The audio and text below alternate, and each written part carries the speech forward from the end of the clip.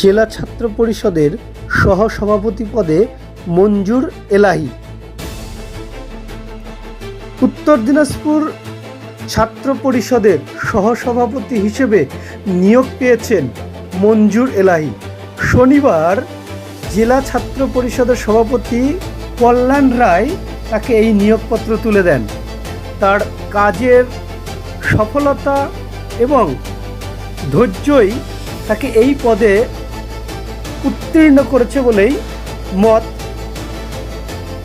আর এই প্রসঙ্গে মঞ্জুর এলাহি আর কি কি বলেছেন শুনে নেব বিস্তারিত। সকলকে নমস্কার, সালাম। আজকের এই দিনটা আমার জীবনের অত্যন্ত গর্বের এবং গুরুত্বপূর্ণ একটা দিন।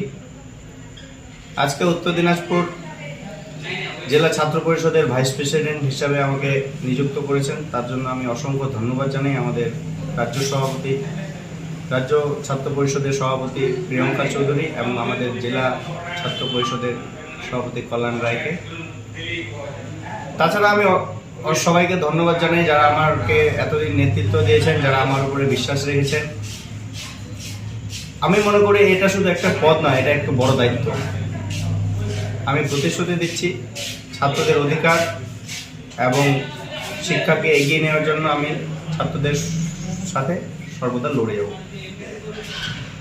আমি বিশ্বাস করি ছাত্র সমাজ এমন একটা সমাজ যারা সমাজকে পাল্টে দিতে পারে।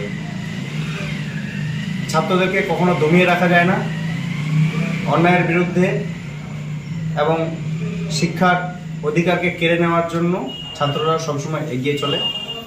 আমি বিশ্বাস করি আগামী দিনে উত্তর দিনাজপুর জেলা ছাত্র পরিষদের সংগঠনকে অনেক মজবুত এবং শক্তিশালী আমরা করতে পারব। ধন্যবাদ।